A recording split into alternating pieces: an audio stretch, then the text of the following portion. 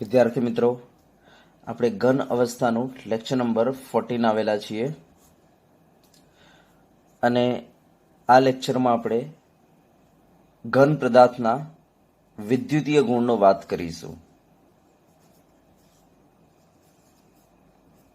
વિદ્યુતીય ગુણ, electrical property.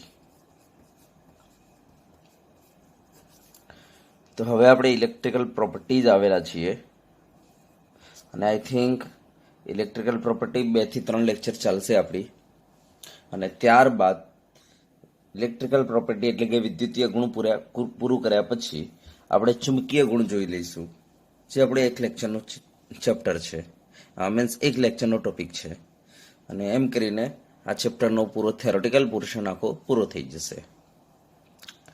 બરાબર, તો ચલો આપણે વિદ્યુતીય ગુણ સ્ટાર્ટ કરીશું.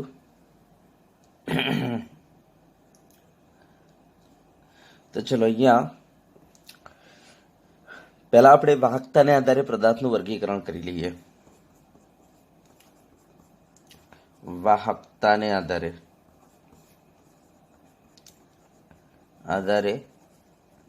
પદાર્થનું વર્ગીકરણ. બરાબર, યસ. તો જો પદાર્થને આપણે 4 ભાગમાં વર્ગીકૃત કરી શકીએ વાહકતાને આધારે. 1. વિદ્યુત અવાહક, વીજ અવાહક પદાર્થો. વીજ અવાહક એને કહીશું કે જેની વાહકતા બહુ ઓછી હશે, 10⁻20 થી લઈને વાહકતા એટલે આપણે કે કહી દઈશું. બરાબર ને? તો એવા પદાર્થો કે જેની વાહકતા બહુ ઓછી હશે, કેટલી? તો કહીશું 10⁻20 થી લઈને 10⁻10 ઓમ ઇનવર્સ મીટર ઇનવર્સ હોય, તો એવા પદાર્થોને આપણે વીજ અવાહક કહીશું. એમાં કઈ કઈ પદાર્થો આવશે? તો આપણે કહીશું લાકડું આવશે, કાચ આવશે, પ્લાસ્ટિક આવશે, સિરામિક્સ આવશે વગેરે. તો આ શું છે? તમારા વીજ અવાહક પદાર્થો છે. ચલો બીજો વીજ અર્ધવાહક આવશે. તો આપણે કહીશું જેની વાહકતા બરાબર આના કરતા વધારે હશે, વીજ અવાહક કરતા વધારે હશે. ધ્યાન આપજો કેટલી? તો જેની વાહકતાનું મૂલ્ય 10⁻6 થી લઈને 10⁴ ઓમ ઇનવર્સ મીટર ઇનવર્સ હશે. આવા પદાર્થોને આપણે કહીશું વીજ અર્ધવાહકો કહીશું. શું કહી દઈશું એને? વીજ અર્ધવાહકો. યસ. આ અર્ધવાહક રિયલમાં આમ જોવા જઈએ તો 2 પ્રકારના હોય છે. એક હોય છે આંતરિક અર્ધવાહક, ધ્યાન આપજો ને,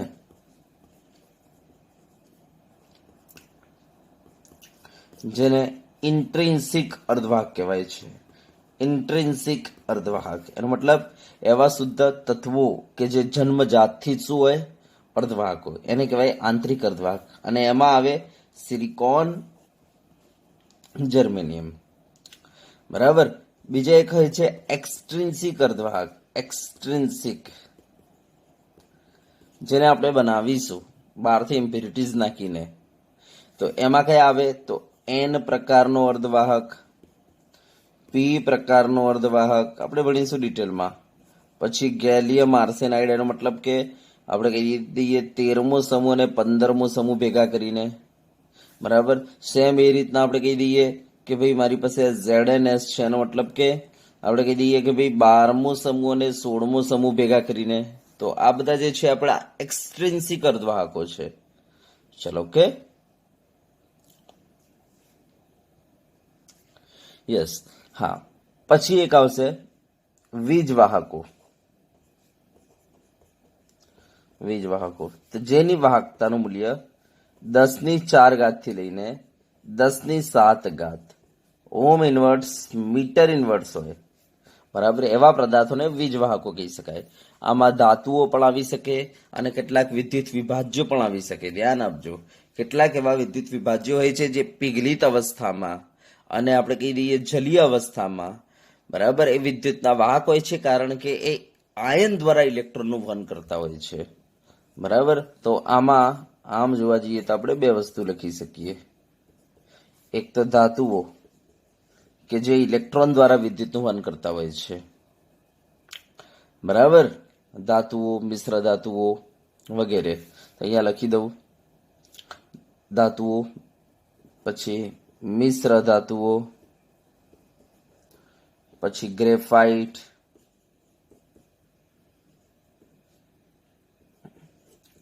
પછી કાર્બન બ્લેક,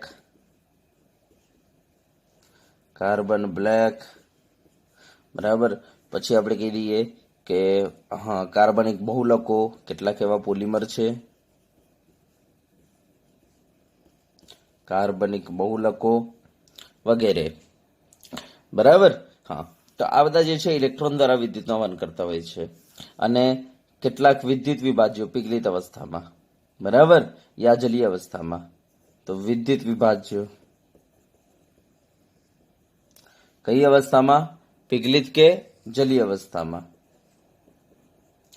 પિગલિત કે પછી જલીય અવસ્થામાં, કે જે આયનો દ્વારા વિદ્યુતનું વહન કરતા હોય છે, હે ને ભાઈ? યસ. તો આ બધા શું છે? આપણા વીજ વાહકો છે. તો ધ્યાન આપજો, વીજ વાહકોમાં શું આવશે? ધાતુઓ, મિશ્ર ધાતુઓ, ગ્રેફાઇટ, કાર્બન બ્લેક, કાર્બનિક બહુલકો, આ બધા આ જે ઇલેક્ટ્રોન દ્વારા વિદ્યુતનું વહન કરતા હોય છે. અને વિદ્યુત વિભાજ્ય પિગલિત અને જલીય અવસ્થાના અંદર, બરાબર, વિદ્યુત વિભાજ્ય પિગલિત અને જલીય અવસ્થામાં જે આયનો દ્વારા વિદ્યુતનું વહન કરતા હોય છે. તો આ બધા વીજ વાહકો છે. હવે વીજ સુવાહકો, અતિ સુવાહકો, વીજ અતિ સુવાહકો. યસ, વીજ અતિ સુવાહક એને કહેવાય કે જેની વાહકતાનું મૂલ્ય ઇન્ફાઇનાઇટ હોય. એનો મતલબ જેની પાસે અવરોધ હોય જ નહીં, બરાબર, એને કહેવાય વીજ અતિ સુવાહકો. હવે આના અંદર ઉદાહરણ કયા હોય છે આપણી પાસે? બરાબર, ધ્યાનથી જોજો, ઉદાહરણ કયા છે આપણી પાસે આના અંદર? ઉદાહરણ આપણી પાસે છે ધાતુઓ અને મિશ્ર ધાતુઓ, બરાબર, 0 થી 15 કેલ્વિન તાપમાને અતિ સુવાહક હોય છે. અહીંયા લખી દઉં છું, ધાતુઓ અને મિશ્ર ધાતુઓ કયા તાપમાને? 0 થી 15 કેલ્વિન તાપમાને અતિ સુવાહક હોય છે. આ એમસીક્યુએસ પૂછાય છે. અને એક બીજું ઉદાહરણ હું આમાં આપું છું, અહીંયા ધ્યાન આપજો, જગ્યા મારી પાસે નથી એટલે. હા, તો એક તો મેં આપી તમને ધાતુઓ અને મિશ્ર ધાતુઓ 0 થી 15 કેલ્વિન તાપમાને. પછી ધ્યાન આપજો, મિશ્ર ઓક્સાઇડ અને સિરામિક્સ, બરાબર. યસ, આને જો 150 કેલ્વિન તાપમાને લઈ જઈએ ને તો એ પણ શું હોય છે? અતિ સુવાહક હોય છે, બરાબર. તો આ બે ઉદાહરણ યાદ કરી લેજો. ચલો, અતિ સુવાહકના ઉદાહરણ કયા છે? તો આપણે કહીશું ધાતુઓ અને મિશ્ર ધાતુઓ 0 થી 15 કેલ્વિન તાપમાને. અને બીજું ઉદાહરણ મિશ્ર ઓક્સાઇડ અને સિરામિક્સ 150 કેલ્વિન તાપમાને. તો આ શું છે? અતિ સુવાહક છે. ચલો, ઓકે. ચલો, એકવાર લખી દો અને નોંધી લો. આ ખાલી એમસીક્યુએસ માટે જ છે, બરાબર.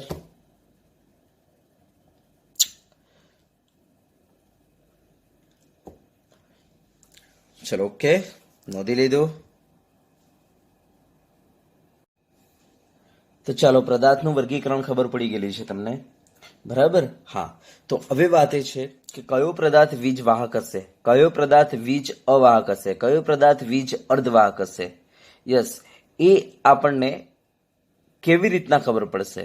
તો એના માટે આપણી પાસે એક થિયરી છે જેનું નામ છે પટ સિદ્ધાંત, જેનું નામ છે બેન્ડ થિયરી. તો આ થિયરીને આધારે આપણે કહી શકીએ કે કોઈ પણ પદાર્થ વીજ વાહક છે, અવાહક છે કે અર્ધવાહક છે, આપણે ડિસાઈડ કરી શકીએ છીએ. તો હવે આપણે પટ સિદ્ધાંત તમને સમજાવીએ, જેનું નામ છે બેન્ડ થિયરી.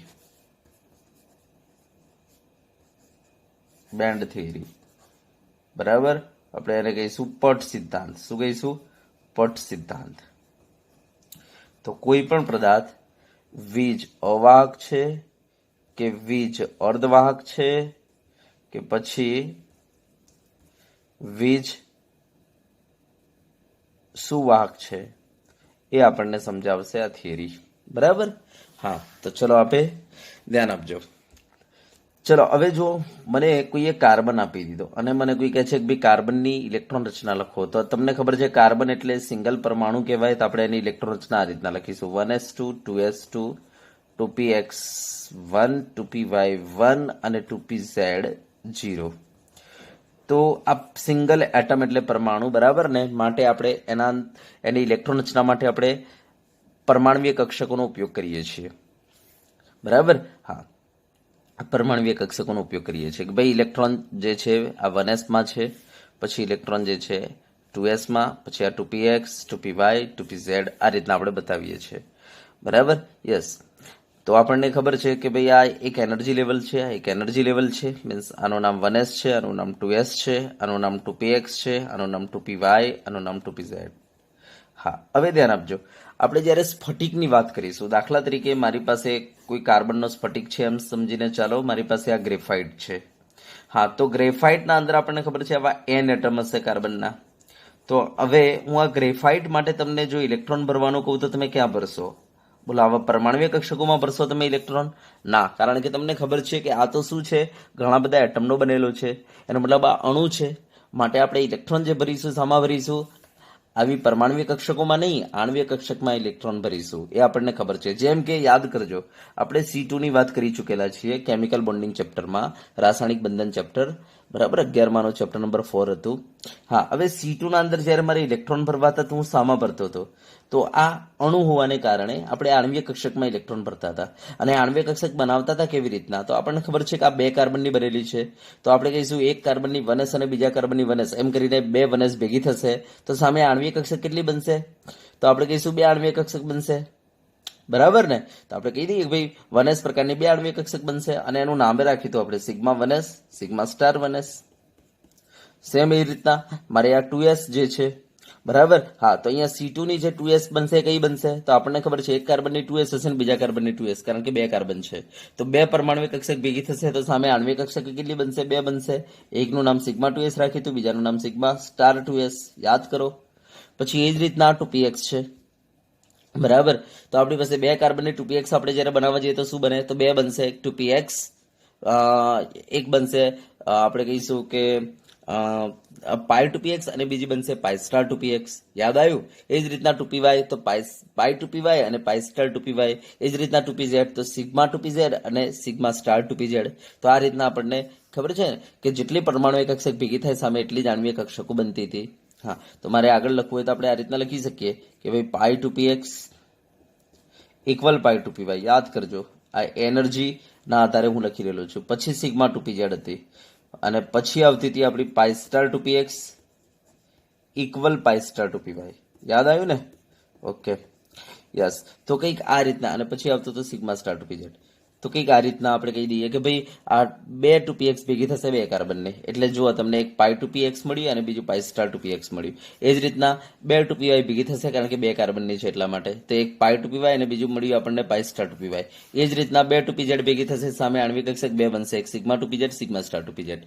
ખબર પડી ગઈ? હા, તો અત્યારે અહીંયા 2 કાર્બન હતા, માટે 2 કાર્બનની આ 1s ભેગી થવાથી 2 1s પ્રકારની આણ્વીય કક્ષક બની, 2 કાર્બનની 2s ભેગી થવાથી 2 2s પ્રકારની આણ્વીય કક્ષક બની. તો એ જ રીતના સપોઝ મને કોઈ C4 ની વાત કરે કે ભાઈ C4 ને મારે આણ્વીય ઇલેક્ટ્રોન રચના લખવી છે, તો ધ્યાન આપજો 4 કાર્બનની 1s ભેગી થશે તો આપણને 4 પ્રકારની, ધ્યાન આપજો 4 પ્રકારની, બરાબર, આપણને 4 1s પ્રકારની આણ્વીય કક્ષકો મળશે.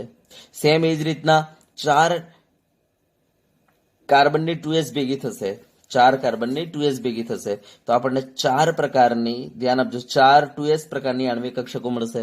સમજ્યા વાત ને? યસ. એ રીતના આપણે આગળ જોઈશું તો 2px જે છે એ 4 કાર્બનની ભેગી થશે તો આપણને 4 2px પ્રકારની આણ્વીય કક્ષકો બનશે. એ રીતના 4 2py પ્રકારની આણ્વીય કક્ષક, એ રીતના 4 2pz પ્રકારની આણ્વીય કક્ષક. સમજ્યા? ખબર પડી? હા, હવે ધ્યાન આપજો, આનો નિયમ એ છે કે જો 4 બને ને તો એમાં બંધ 2 જે છે અડધી બંધ કારક હોય ને અડધી બંધ પ્રતિકારક, અડધી બંધ કારક હોય ને અડધી બંધ પ્રતિકારક. જે રીતના અહીંયા જુઓ 2 આપણને મળી આણ્વીય કક્ષક, તો 2 આણ્વીય કક્ષકમાં એક બંધ કારક છે તે એક બંધ પ્રતિકારક છે. આ નિયમ છે, બરાબર? ચલો, ક્લિયર?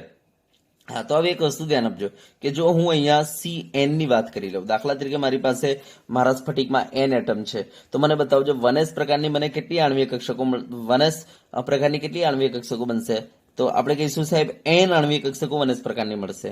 એ જ રીતના 2s પ્રકારની આપણને n આણ્વીય કક્ષકો મળશે 2s પ્રકારની, જે પૈકી અડધી એટલે કે n/2 આપણી બંધ કારક હશે, n/2 બંધ પ્રતિકારક હશે. સમજ્યા? યસ. હા, સેમ એ રીતના અહીંયા પણ અડધી n/2 આપણી શું હશે? બંધ કારક હશે, અને અડધી n/2 શું હશે? બંધ પ્રતિકારક હશે. Okay, yes. તો આ નિયમ યાદ રાખજો.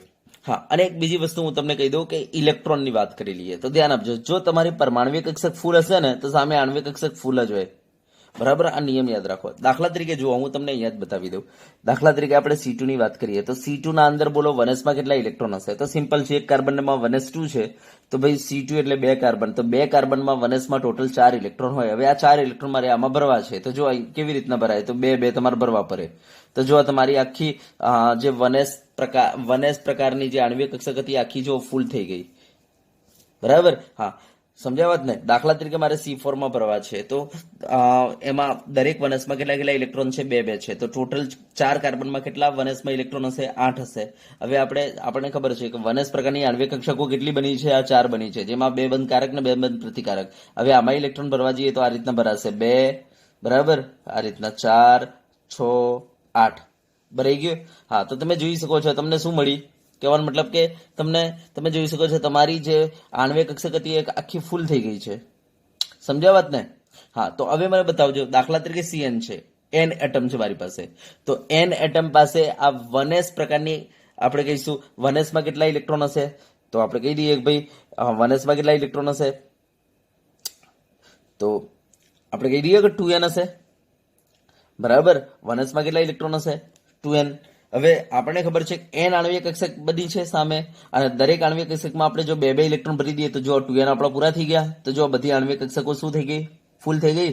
હા, તો ધ્યાન આપજો, જો તમારી પરમાણ્વિક કક્ષક ફૂલ હશે ને તો સામે તમારી આણ્વિક કક્ષક ફૂલ થઈ જશે. અને હા, જો તમારી પરમાણ્વિક કક્ષકમાં 1 ઇલેક્ટ્રોન હશે ને તો સામે આણ્વિક કક્ષક જે છે એમાં ખાલી બંધ કારક જ ભરાશે, બંધ પ્રતિકારક રહી જશે.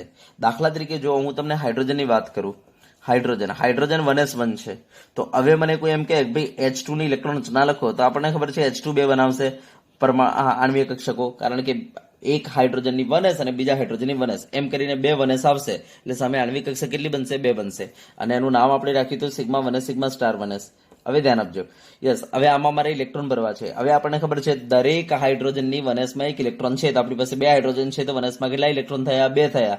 હવે 2 જ્યારે હું આમાં ભરીશ તો મારે ક્યાં ભરવા પડશે? અહીંયા ભરી દઈશ. તો બોલો આ શુદ્ધ થઈ ગઈ, ખાલી રહી ગઈ. માટે કહું છું કે જો તમારી પરમાણ્વીય કક્ષકમાં 1 ઇલેક્ટ્રોન હોય ને તો તમારી આણ્વિક કક્ષક જે છે એમાંથી ખાલી બંધ કારક જ ભરાશે, બંધ પ્રતિકારક રહી જશે. જો એક બીજું એક્ઝામ્પલ હું હિલિયમનું આપ્યું તમને. હિલિયમમાં શું હતું? વનસ2 હતું. હવે કોઈ મને એમ કહે છે સાહેબ હિલિયમ 2 મારે લખવું છે, તો શું થશે? તો આપણે કહીશું એક હિલિયમની વનસ, બીજા હિલિયમની વનસ, એમ કરીને 2 આવી. યસ, તો સામે આણ્વિક કક્ષક કેટલી બનશે? 2 બનશે.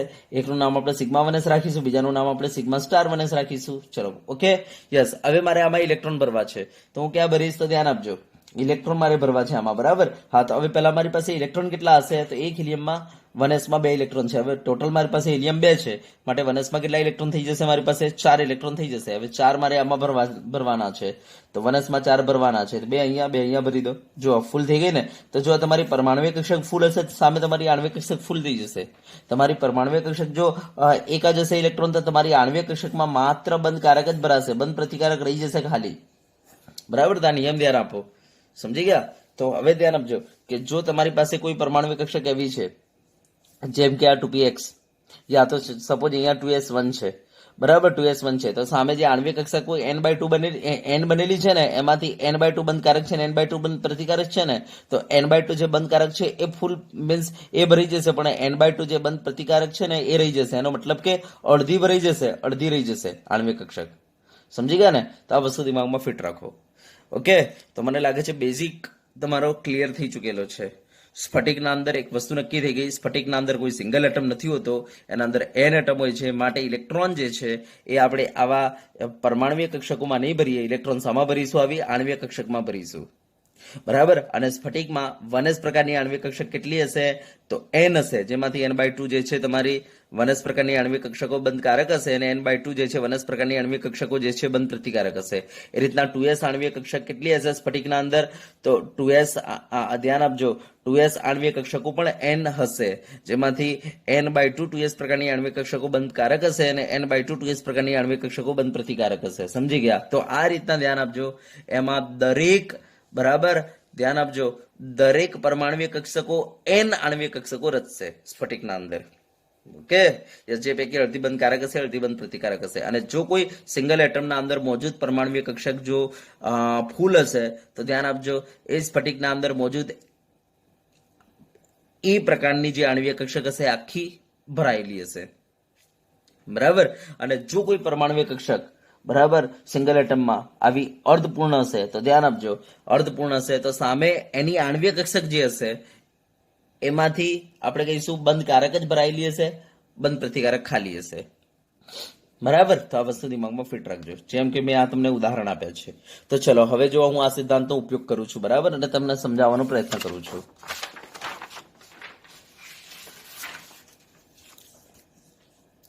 જુઓ, દાખલા તરીકે આપણે વાત કરીએ બેરિલિયમની. તો બેરિલિયમમાં શું છે, તો આપણને ખબર છે એટોમિક નંબર 4, એનો પરમાણ્વીય ક્રમાંક આ 1s2 છે, 2s2 છે અને 2p0 છે, બરાબર. ધ્યાનથી જોજો. હવે મને બતાવો આમાં સંયોજકતા કોષ કયો કહેવાય, તો આ તો અંદરનો કોષ છે, યસ. આ બહારનો કોષ, બે. તો આ આપણો સંયોજકતા કોષ છે, બરાબર. આ છે આપણો સંયોજકતા કોષ.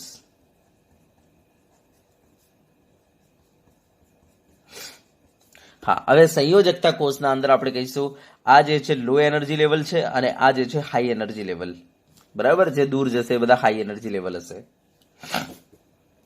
તો આ જે લો એનર્જી લેવલ છે જે 2s, બરાબર, યસ. તો હવે બેરિલિયમનો જે સ્ફટિક હશે એમાં કોઈ એક બેરિલિયમનો એટમ નહીં હોય, એમાં તો ઘણા બધા બેરિલિયમના પરમાણુ હશે, યસ. તો આપણે કહીશું આ બધા પરમાણુની પોતાની જે પરમાણ્વીય કક્ષક હશે એ બધી જોડીને શું બનશે, આણ્વીય કક્ષક. તો મને બતાવજો 2s પ્રકારની આણ્વીય કક્ષક આમાં કેટલી હશે બેરિલિયમના સ્ફટિકમાં. તો 2s પ્રકારની આણ્વીય કક્ષકો જે હશે ને એ n હશે, જે પૈકી n/2 તમારી બંધ કારક હશે અને n/2 તમારો બંધ પ્રતિકારક હશે, બરાબર, યસ. હવે જો હું આના લેવલને બતાવું છું આ રીતના કે ભાઈ આ n જે છે 2s પ્રકારની આણ્વીય કક્ષકો છે, તો આ દરેક આણ્વીય કક્ષક જે છે એની એનર્જી લગભગ એકદમ એકબીજાની ખૂબ જ નજીક હશે, બરાબર. જો મારે એનર્જી બતાવવું હોય તો મારે આ રીતના બતાવવાની રહેશે, આ રીતના કે ભાઈ દરેકની આ રીતના એનર્જી લેવલ કેવી છે, એકબીજાની ખૂબ જ નજીક છે. એનો મતલબ જો તમે જોઈ શકો છો અહીંયા એનર્જી બેન્ડ બને છે, એક લેવલ નથી બનતું, કારણ કે આપણી પાસે n 2s પ્રકારની આણ્વીય કક્ષકો છે. આ છે તમારી 2s પ્રકારની આણ્વીય કક્ષકો, આણ્વીય કક્ષકો. અને આ કેટલી છે આવી આણ્વીય કક્ષકો, n છે, 2s પ્રકારની n આણ્વીય કક્ષકો, બરાબર, યસ. તો એમના એનર્જી લેવલ જ્યારે મેં મૂક્યા તો શું થશે, એનર્જી લેવલ એકબીજાની ખૂબ જ કરીબ હશે, જેના કારણે તમને એક લેવલ ન મળતા એક બેન્ડ મળશે, એક પટ મળશે, બરાબર, યસ. એક પટ મળી ગયો આ 2s નો. એ જ રીતના હવે 2s કરતા 2p ની ઉર્જા વધારે છે, તો સામે યાદ રાખજો 2p માંથી જે આણ્વીય કક્ષકો બની હશે એની ઉર્જા પણ વધારે હશે. દાખલા તરીકે આ 2p ની આણ્વીય કક્ષકોની ઉર્જા, બરાબર, યસ. હવે આવી 2p કેટલી હશે, આવી n હશે, બરાબર. તો આ 2p પ્રકારની, બરાબર, યસ, n આણ્વીય કક્ષકો, દરેકની આપણે ઉર્જાને બતાવી દીધી. ચલો, 2p પ્રકારની n આણ્વીય કક્ષકો. હા, તો હવે ધ્યાન આપજો. તો આ જે છે ને સંયોજકતા કોષમાં આ જે છે ઓછી ઉર્જાવાળી આણ્વીય કક્ષકોથી આ એક બેન્ડ રચાયો, અને આ જે છે સંયોજકતા કોષમાં રહેલ વધુ ઉર્જાવાળી આણ્વીય કક્ષકોથી બેન્ડ રચાયો. હા, તો જે ઓછી ઉર્જાવાળી આણ્વીય કક્ષકોથી પટ રચાય ને એ પટને આપણે આજથી નામ આપીશું સંયોજકતા પટ. અને જે વધુ ઉર્જાવાળી આણ્વીય કક્ષકથી સંયોજકતા કોષમાં રહેલો ને સંયોજકતા કોષમાં રહેલ વધુ ઉર્જાવાળી આણ્વીય કક્ષકથી જો કોઈ પટ રચાશે ને તે પટને આપણે નામ આપીશું વાહકતા પટ, બરાબર, યસ. હવે મને બતાવજો અહીંયા સંયોજકતા પટ જે છે ને આખો ભરાયેલો હશે. કેમ? કારણ કે 2s ફૂલ છે, તો સામે એની જે આણ્વીય કક્ષકો બનશે એ પણ કેવી હશે, બધી ફૂલ હશે. તો આના અંદર ગમે ત્યાં તમે જોશો ને તો તમને અહીંયા બે ઇલેક્ટ્રોન બધામાં પેડિંગ જ તમને જોવા મળશે, બધા ફૂલ હશે. આ રીતના બધી આણ્વીય કક્ષકો ફૂલ હશે આની, બરાબર. તો આખો સંયોજકતા પટ તમારો ભરાયેલો હશે, અને 2p0 છે એનો મતલબ આખો વાહકતા પટ તમારો ખાલી હશે, બરાબર. હા, હવે આ સંયોજકતા પટ અને વાહકતા પટ વચ્ચે જે ઉર્જાનો તફાવત છે બંને વચ્ચે, એ ઉર્જાના તફાવતને આજથી આપણે કહીશું શક્તિ ગેપ, બરાબર, શક્તિ ગેપ કહી દઈશું. અથવા ધ્યાન આપજો, અથવા આપણે એનું નામ આપીશું ફોરબિડન ગેપ, ફોરબિડન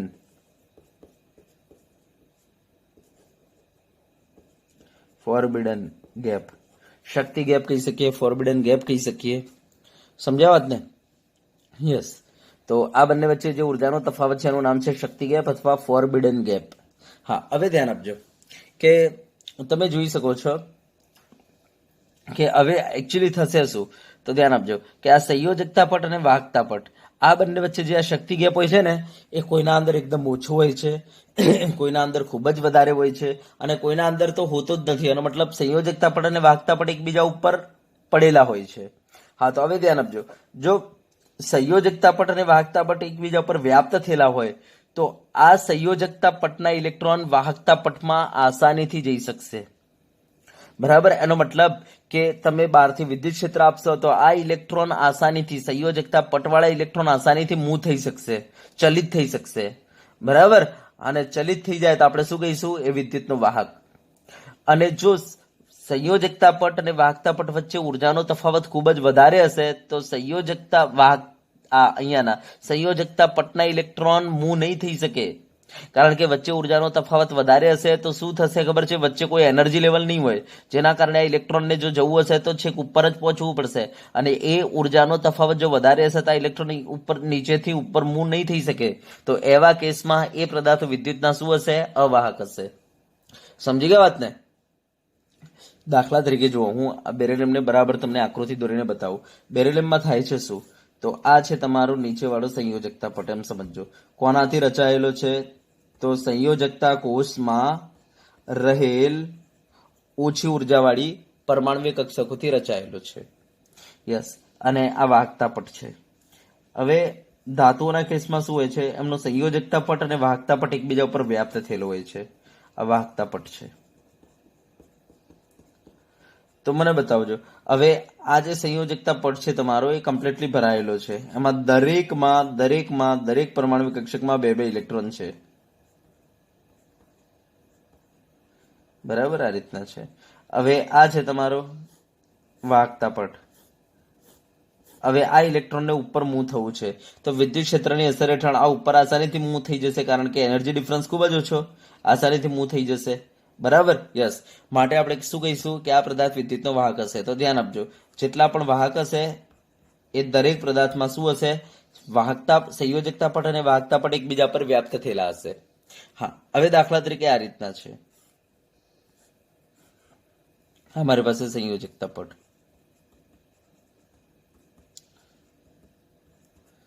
બરાબર, અને આ છે વાહકતા પટ. એમ સમજીને ચાલો. બરાબર, હા, આના લેવલ અહીંયા પૂરા થાય છે. બરાબર, મેક્સિમમ અહીંયા પૂરો થઈ ગયો. અહીંયાથી ચાલુ થાય છે આનું લેવલ, એનર્જી લેવલ.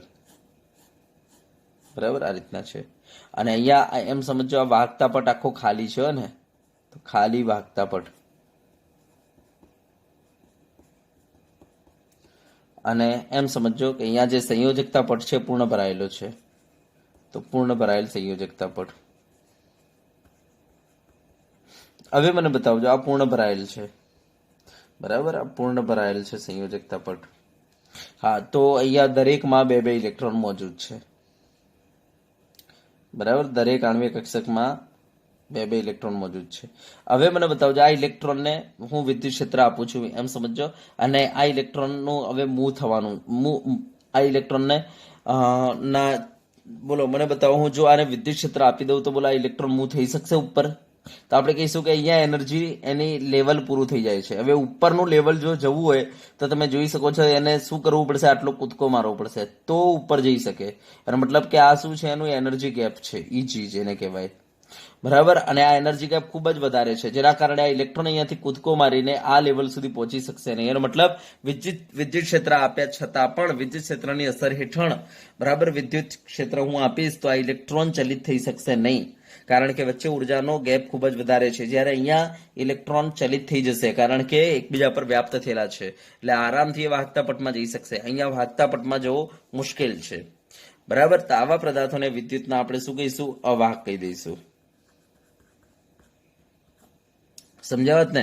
હા, કેટલાક પદાર્થોમાં શું હોય છે હું તમને બતાવી દઉં કે કેટલાક પદાર્થોમાં એનર્જી ગેપ હોય છે, પણ કેવો હોય છે ખબર છે, એ એકદમ કહેવાનો મતલબ બહુ નાનો હોય છે. કેટલાક પદાર્થમાં આવું હોય છે. આ પૂર્ણ ભરાયેલ સંયોજકતા પટ અને આ ખાલી વાહકતા પટ. હવે આ એનર્જી ગેપ જે છે બહુ જ ઓછો છે અહીંયા એનર્જી ગેપ.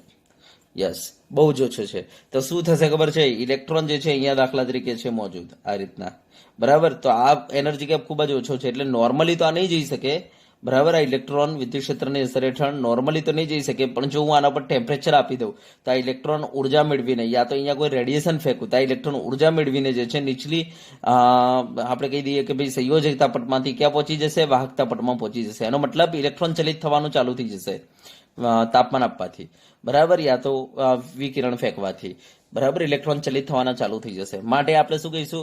એ વિદ્યુતના વાહક થઈ જશે. તો આવા પદાર્થોને આપણે આજથી કહીશું અર્ધવાહકો. તો ધ્યાન આપજો, અર્ધવાહક કોને કહેવાય? તો ધ્યાન આપજો કે જેના અંદર એનર્જી ગેપ કેવો છે? અવાહક કરતા ઓછો હોય. તો એવા પદાર્થોને આજથી આપણે કહીશું અર્ધવાહકો. અને આવા પદાર્થોની ખાસિયત એ છે કે જેવું તાપમાન આપણે વધારીશું એટલે વિદ્યુતના કેવા બની જશે? વાહક બની જશે. ચલો, બરાબર. હા, અને વાહક પદાર્થમાં ધ્યાન આપજો. આ જે વાહક પદાર્થ છે એમાં એક હું તમને બીજી ખાસિયત પણ બતાવી દઉં કે ઘણી વખતે શું થાય છે, દાખલા તરીકે આપણે વાત કરીએ લિથિયમની જ. તો લિથિયમમાં શું છે? 1s2 2s1 છે અને 2p0. હવે આપણે કહીશું કે ભાઈ આના અંદર તમે જોઈ શકો છો આ તમારો શું રચશે? સંયોજકતા પટ ને આ વાહકતા પટ. તો આ જે આને સંયોજકતા પટ બનાવ્યો, આ જે સંયોજકતા પટ બનાવ્યો અને ઉપર વાહકતા પટ છે એમ સમજીને ચાલજો, બરાબર. આ સંયોજકતા પટ બનાવ્યો. હવે સંયોજકતા પટમાં n પ્રકારની n જેટલી 2s પ્રકારની આણ્વિક કક્ષકો હશે. હા, એમાંથી અડધી બંધ કારક હશે અને અડધી બંધ પ્રતિકારક હશે. હવે ધ્યાન આપજો, આ 2s1 છે. 2s1 ઇન્ડિકેટ કરે છે માત્ર ખાલી કઈ ભરાયેલી હશે? બંધ કારક જ ભરાયેલી હશે. બંધ પ્રતિકારક તો ખાલી હશે. બસ આ જ ભરાયેલી હશે. ઉપર બંધ પ્રતિકારક તો ખાલી હશે, બરાબર ને? હા, તો જેના કારણે શું થશે ખબર છે?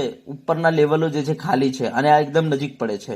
તો જો તમે વિદ્યુત ક્ષેત્ર આપશો ને તો આ ઇલેક્ટ્રોન કૂદકો મારીને ધીરે ધીરે આગળના લેવલમાં જઈ શકશે, બરાબર. તો વિદ્યુત ક્ષેત્રની અસર હેઠળ ધ્યાન આપજો આવા પદાર્થ વિદ્યુતના વાહક હોય છે. તો ધ્યાન આપજો, વિદ્યુતના વાહક કોને કહીશું?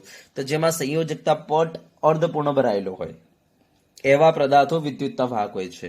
અને બીજી વસ્તુ, જેમાં સંયોજકતા પટ પૂર્ણ ભરાયેલો હોય પરંતુ એ વાહકતા પટ અને સંયોજકતા પટ એકબીજા પર વ્યાપ્ત થયેલા હોય તો આવા પદાર્થો વિદ્યુતના વાહક હોય છે. સમજી ગયા? બરાબર. યસ. હા, અવાહક કોના અંદર હોય છે? તો જેમાં સંયોજકતા પટ પૂર્ણ ભરાયેલો હોય પરંતુ વાહકતા પટ અને સંયોજકતા પટ વચ્ચે ઉર્જાનો તફાવત ખૂબ જ વધુ હોય તો એવા પદાર્થો વિદ્યુતના અવાહક હોય છે. ચલો, ઓકે. યસ. અને અર્ધવાહક કોને કહેવાય? તો જેમાં ધ્યાન આપજો, જે પદાર્થોમાં બરાબર ઉર્જાનો તફાવત જે છે, ઉર્જાનો તફાવત એ આપણે કહી શકીએ કે અવાહક કરતા કેવો હશે? ઓછો હશે. તો એવા પદાર્થો વિદ્યુતના અર્ધવાહક હોય છે. તો ચલો હું અહીંયા લખાણ લખાવી દઉં. ધ્યાન આપજો, આપણે લખાણમાં આ રીતના લખી દઈશું કે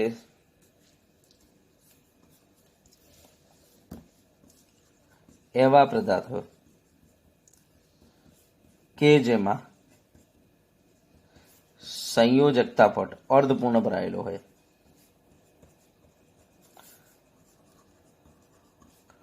અર્ધપૂર્ણ ભરાયેલ હોય કે પૂર્ણ ભરાયેલ સંયોજકતા પટ કે પૂર્ણ ભરાયેલ સંયોજકતા પટ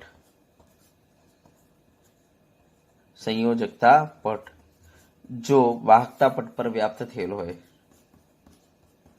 જો વાહકતા પટ પર વ્યાપ્ત થયેલ હોય, વ્યાપ્ત થયેલ હોય તો તેવા પદાર્થો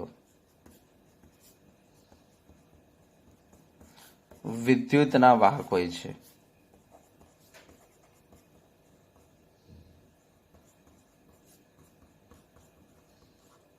બરાબર. યસ. બીજી વસ્તુ, જો સંયોજકતા પટ પૂર્ણ ભરાયેલ હોય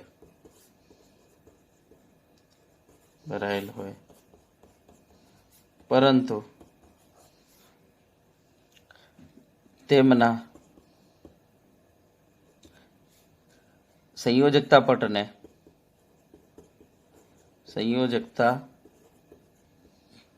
પૂર્ણ ભરાયેલ હોય અને અને તેમના સંયોજકતા પટ અને વાહકતા પટ વચ્ચે ઉર્જાનો તફાવત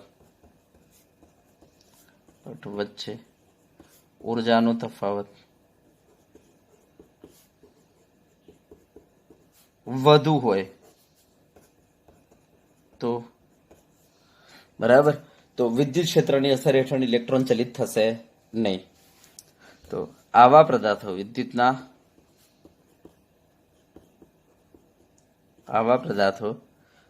અવાહક કહેવાય, અવાહક કહે છે. અને જો આ ઉર્જાનો તફાવત એટલે કે એનર્જી ગેપ, ઉર્જાનો તફાવત હું ડાયરેક્ટ લખી દઉં છું, ઉર્જાનો તફાવત જેને આપણે એનર્જી ગેપ કહીશું, એ બહુ જ ઓછો હોય, મીન્સ અવાહક કરતા ઓછો હોય, અવાહક પદાર્થો કરતા ઓછો હોય, તો तापमान के विकिरण ની અસરથી ઇલેક્ટ્રોન ઉર્જા મેળવી ચલિત થઈ શકે છે. આવા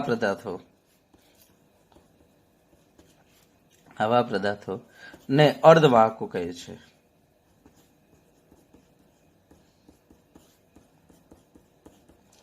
ચલો બરાબર, યસ. તો આ થઈ ગયું આપણું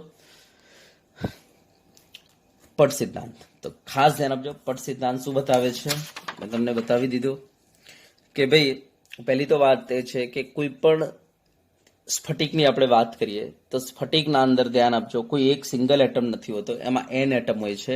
માટે આપણે ત્યાં કોઈ ઉર્જાના એક લેવલની વાત નહીં કરીએ, ત્યાં આપણી પાસે દરેક કક્ષકનું આ રીતના ઉર્જાનો પટ મળે છે, દરેક કક્ષકનો આ રીતના ઉર્જાનો પટ મળે છે. બરાબર, યસ. અને જો તમારી પરમાણવીય કક્ષક ફુલ્લી ભરાયેલી હશે તો આખો પટ તમારો ફુલ્લી ભરાયેલો હશે, અને જો તમારી કોઈ પરમાણવીય કક્ષક ખાલી હશે તો એમાંથી જે આપણને એનર્જી પટ મળશે એ તમારો અર્ધપૂર્ણ ભરાયેલો હશે. જો તમારી પરમાણવીય કક્ષક માં એક ઇલેક્ટ્રોન હશે તો સમજવાનું એનાથી જે આપણને આખું આણ્વિય કક્ષકોનો જે પટ મળશે ઉર્જાનો, બરાબર, એ પટ તમારો અર્ધપૂર્ણ ભરાયેલો હશે. આ ધ્યાન આપવાનું. અને એક વસ્તુ ધ્યાન આપજો કે બાહ્યતમ કોષ જે છે, બરાબર, જેને આપણે સંયોજકતા કોષ કહીએ છીએ, એમાં ઓછી ઉર્જાવાળી જે પરમાણવીય કક્ષક છે એનાથી જે આપણને પટ મળે છે, પટને આપણે શું કહીશું? સંયોજકતા પટ. અને વધુ ઉર્જાવાળી જે પરમાણવીય કક્ષક છે એનાથી આપણને જે પટ મળે છે, બરાબર, વધુ ઉર્જાવાળી જે પરમાણવીય કક્ષક છે એમાંથી જે આણ્વીય કક્ષક બને છે અને આણ્વીય કક્ષકથી આપણને જે પટ મળે છે, બરાબર, એમના ઉર્જાનો જે પટ મળે છે, પટને આપણે શું કહીશું? તો આપણે એનું નામ રાખીશું વાહકતા પટ. બરાબર. અને સંયોજકતા પટ અને વાહકતા પટ વચ્ચે જે ઉર્જાનો તફાવત છે એને આપણે શું કહીશું? શક્તિ ગેપ. બરાબર, યસ. ધાતુઓમાં સંયોજકતા પટ અને વાહકતા પટ એકબીજા પર વ્યાપ્ત હોય છે, બરાબર, યસ. અથવા તમારો સંયોજકતા પટ કેવો હોય છે? અર્ધપૂર્ણ ભરાયેલો હોય છે. બરાબર. તો ધાતુઓમાં કાં તો સંયોજકતા પટ અર્ધપૂર્ણ ભરાયેલો હોય છે અથવા જો પૂર્ણ ભરાયેલો હશે તો એ વાહકતા પટ ઉપર વ્યાપ્ત થયેલો હોય છે. અને અધાતુઓમાં સંયોજકતા પટ પૂર્ણ ભરાયેલો હોય છે.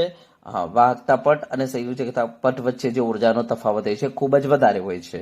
અર્ધ ધાતુઓમાં સંયોજકતા પટ પૂર્ણ ભરાયેલો હોય છે, પરંતુ વાહકતા પટ અને સંયોજકતા પટ વચ્ચે જે ઉર્જાનો તફાવત હોય છે એ અવાહક કરતા ઓછો હોય છે.